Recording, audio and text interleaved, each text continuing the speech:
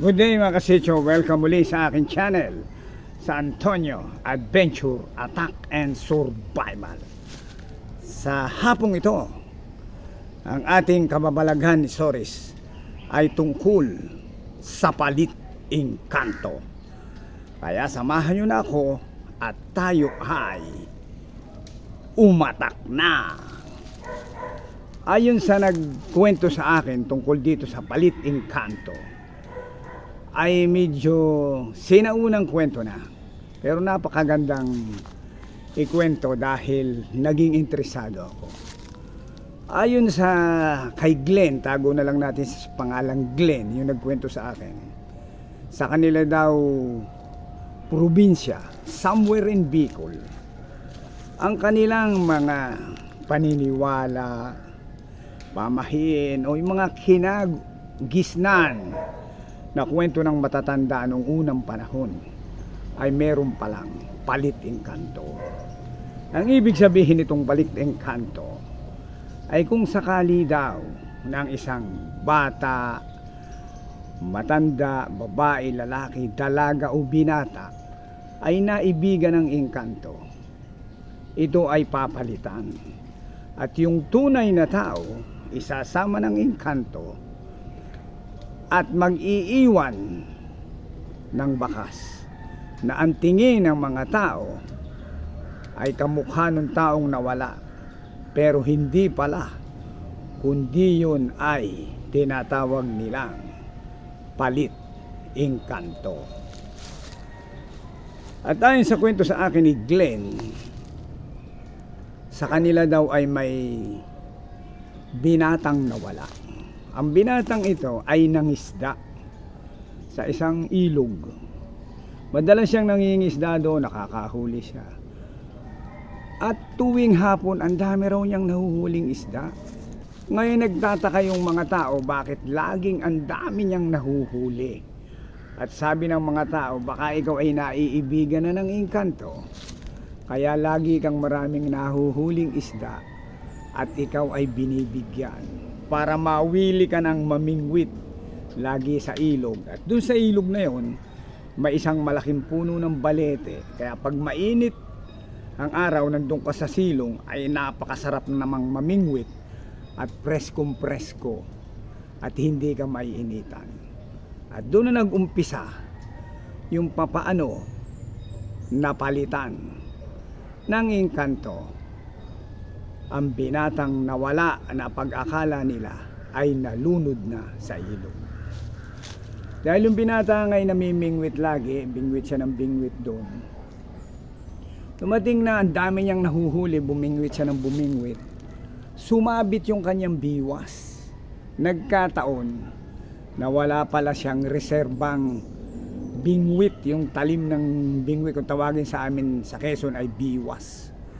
So ang ginawa niya, sinisid niya yung bingwit niya kasi nga sumabit sa bato o sa kahoy para siya makapagpatuloy sa pamimingwit. Ang problema, ayon sa kwento ng batang nawala, pagsisid raw niya at pag-ahon, may kumapit daw na kamay sa kanyang paa at siya daw ay nagpapalag talagang hanggang sa parang may natadyakan daw siya. Saka daw bumitaw at siya'y dali-daling umahon. At sa pag-ahon niyang yun, nakita niya yung kanyang binti, merong marka ng kapit ng kamay na pulang-pula yung kanyang ankle. Sa may Achilles tendon, may parang kamay na kumapit at parang may malaking pasa na pulang-pula. At nung umuwi na siya sa bahay nila, yung bata, naiwan na nga niya yung kanyang mga nahuling isda dahil sa takot na ang pag-akala niya ay meron daw syokoy sa ilog na yon at may humila ng kanyang paa. So pag uwi nila sa kanila, kinagabihang yon, nilalagnat na ang binatang ito. Yung binata nagkakaedad ng mga 16 o 17. Isang teenager, consider na siyang binata na. So ngayon dahil nilalagnat siya, so akala naman ng mga tao dahil nainitan, nalamigan, nilagnat. So 3 days nang nilalagnat. Tapos para nang naghahalusinate yung binata. At ayon nga sa kwento, itong binatang ito dahil hallucinated na sa kanya, sabi, naku, baka naingkanto na ito. So naisip nila na yung binata ay dalhin na sa albularyo, pero hindi makatayo dahil sobrang sakit ng ulo, nag-aapoy ng lagnat, basang-basa ng pawis. Hindi daw kayang lumakad ng binata. So ang ginawa, dinala na lang ang albularyo sa kanilang bahay. Pero nung pagdating ng albularyo, dahil naiwan lang yung binata sa bahay nila, nung araw naman baryo, bahay, mga kubo, ganyan. Pagbalik nila sa bahay, nawawala na ang binata. At ang binatang ito pala ay naglakad ng naglakad sa mga gubat na kagaya nito. Itong nasa likuran ko, yan, parang sumuot siya dyan sa gubatan. At 3 araw nang hindi nakikita. So nagkaroon ng paghanap, parang search party. Mga tao naghanap, magtulong-tulong dahil nung unang panahon man, baryo pa, nagtulong-tulong yung mga tao sa paghanap, pero hindi talaga nila makita. Pagdating daw ng 4 na araw, nakita nila sa gubatan na nakahiga na sa isang tabi, at ang binatang ito ay wala ng buhay. So nag-iyakan yung mga kapatid, yung magulang, mga kaibigan, na bakit ganun nga daw ang nangyari. Napakabilis ng pangyayari. Nilagnat, nawala, tapos natagpo ang walang buhay. So dahil sa biglang-bigla nga ang pangyayaring ito, hindi nila pinaimbalsamo ang bata. Binala, walang imbalsamo kasi nga doon sa kanila parang overnight lang ililibing na, kasi nga baryo, malayo sa bayan. So sa pangyayaring yon, doon na sila nagtaka. So nang gabing yon, sa unang gabi ng lamay, maraming kaibigan ang pumunta dahil baryo nga. So doon lang sa kanilang bahay ibinurol yung namatay na binata. Pero nagtataka daw ang albularyo kung bakit ganun kabilis yung pangyayari. So naisip ng albularyo, sabi niya sa sarili niya, parang meron ditong hindi tama. Kinausap niya yung magulang. Sabi niya, parang ang nakaburol po ay hindi niyo tunay na anak. Ay siyempre, miiyak yung nana, yung tata. Hindi, anak ko yan, anak ko yan. Sa maniwala po kayo sa akin at hindi po yan ang inyong anak. Sabi raw ng albularyo, ayon sa kwento naman yan. So kinabukasan, inilibing na nga yung namatay na binata. So sabi ng albularyo sa kanila, kung mamarapatin ho nyo, ilibing ang anak ninyo bukas ng hapon, sa kinabukasan ho ay hukayin natin ang pinaglibingan ng inyong anak. Kasi nga nung araw, hukay sa lupa doon nilalagay, baryo kasi. At makikita nyo ang sinasabi ko sa inyong paliting kanto. Ang nakalibing po diyan ay hindi nyo tunay na anak. So parang nag-aatubili pa rin yung mga magulang. Hindi anak namin yan, nag-iiyakan na nga.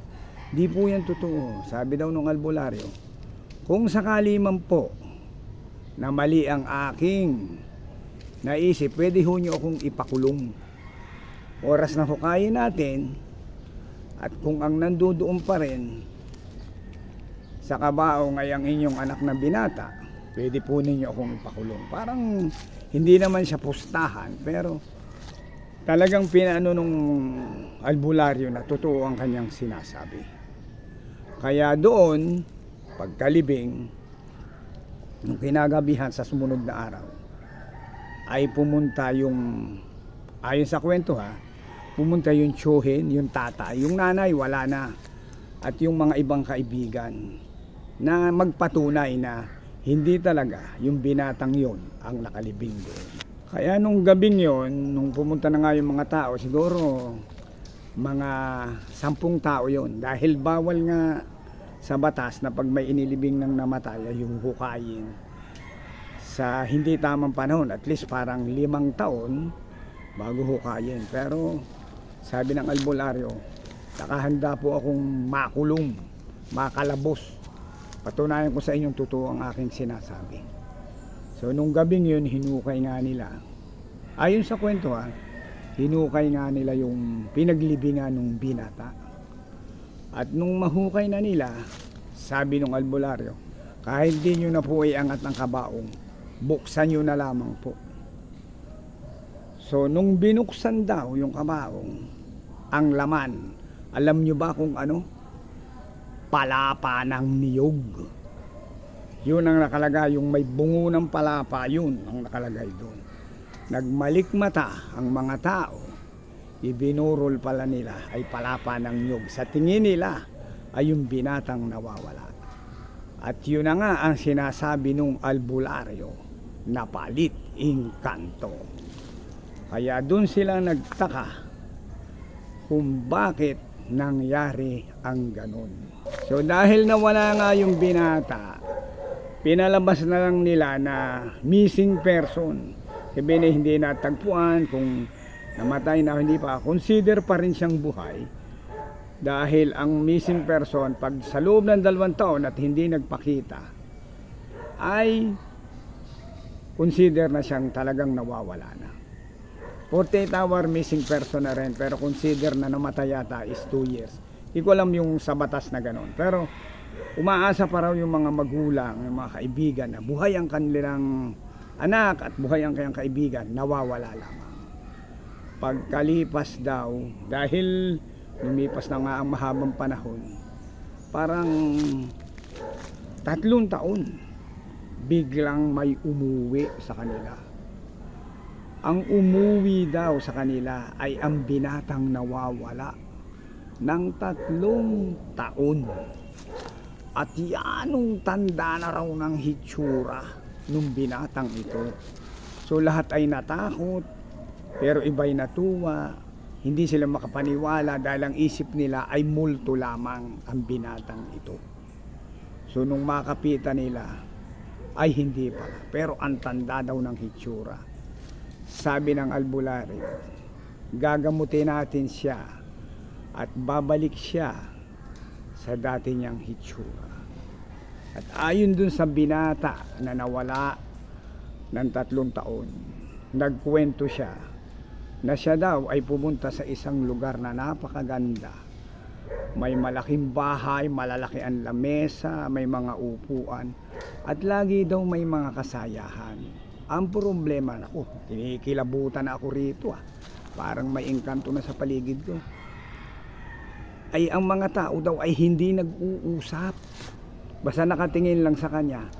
At ang nakikipag-usap lang sa kanya ay yung isang magandang babae na engkantada o engkanto na nagkagusto sa kanya. Yun daw ang laging nakikipag-usap sa kanya at sinasabi sa kanya na halika, kainin mo na ang pagkain ito at ito ay masarap. Pero dahil sa hindi nga daw niya makain-kain, dahil maitim ang bigas at parang sa tingin niya may uhod pa raw ang ulam, ay siya daw ay hindi tumitikim kahit isa. So dahil nung sa tagal na ginaganon siya ay namayat na, tumanda na ang hitsura. Pero hindi siya natutodas kasi nga nandun daw siya sa lugar ng mga engkanto So sa pangyayaring yun, isang pagkakataon na may kasayahan na naman daw yung mga engkanto ayon sa kwento ng binatang nawala. Ay meron daw nakita siya nagigitara, parang may tumutugtog ng kung ano. Pero wala naman daw sounds. Basta may mga movement, may mga ano. Kasi yung mga tao daw ay parang masayang masaya, ay kinikilabutan na ako, may engkanto na rito. Ay basta nagkakasayahan. Kumakain, nakikita daw niya, sinusubo yung kanin na maitim. So siya daw ay ayaw kumain. Hanggang sang sinabi raw niya, isang beses, kakain lang ako kung ako ay bibigyan ninyo ng asin. Yun daw ang sinabi ng binata. At oras daw na pagkatapos niya sabihin ang salitang asin, bigla daw nawala lahat. Ang nasa kanyang paligid ang magandang bahay na malaki na mansyon, malalaking table, magagarang upuan, magagandang pinggan, mga kubyertos at mga tao, mga engkanto na nakasuot ng magagarang damit na walang lahat. At siya daw ay nagising na nakatayo sa parang ganitong kagubatan na nag-iisa. At sabi niya sa kanyang sarili, ako ay uuwi na sa amin. So siya daw ay naglakad ng naglakad hanggang sa nakarating at nakabalik uli siya sa kanilang kubo. 3 taon siyang nawawala. Yun ay ayon sa kwento nung si Glenn, yung isa sa kamag-anak. Tinago ko na lang sa ganyang pangalan dahil ang sabi sa akin, kung ikikwento ko man daw ito, i-withheld na lang ang mga karakter. Kasi nga, baka sabihin sila yung mga lahi ng siraulo. Pero ayon sa kanila, ang kwentong ito ay totoo. So nung makauwi na nga daw yung pinsan ni Glenn, tawag na lang natin sa pangalang Tiago, ay ginamot na siya ng albularyo. At siguro makalipas ang 1 buwan na gamutan o anuman, ay bumalik na raw yung dating mukha ng teenager na wala. Nung siya'y mawala, ay sabihin nating 17 years old, 3 taong nawala, so i-consider siyang 20 years old na.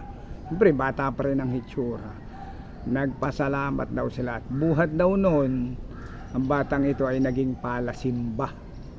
At lagi sa kanilang paniniwala, meron lagi siyang dalang agnos o kaya yung maliliit na parang mga pampendant sa kwintas, yung may mga nakalagay na Virgin Mary o cross, yun ay ayon sa paniniwala nila. So lagi na din siyang ganun meron para siya ay hindi na muling ibigin at iligaw ng engkanto. Kaya mga kasitso ko, sana nagustuhan nyo ang aking kwentong Palit Engkanto.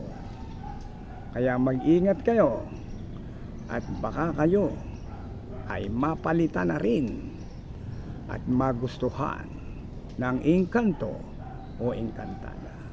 Kaya samahan nyo na ako at ako ay babakfire na, papasok na ako sa gubat na ito. Bye bye.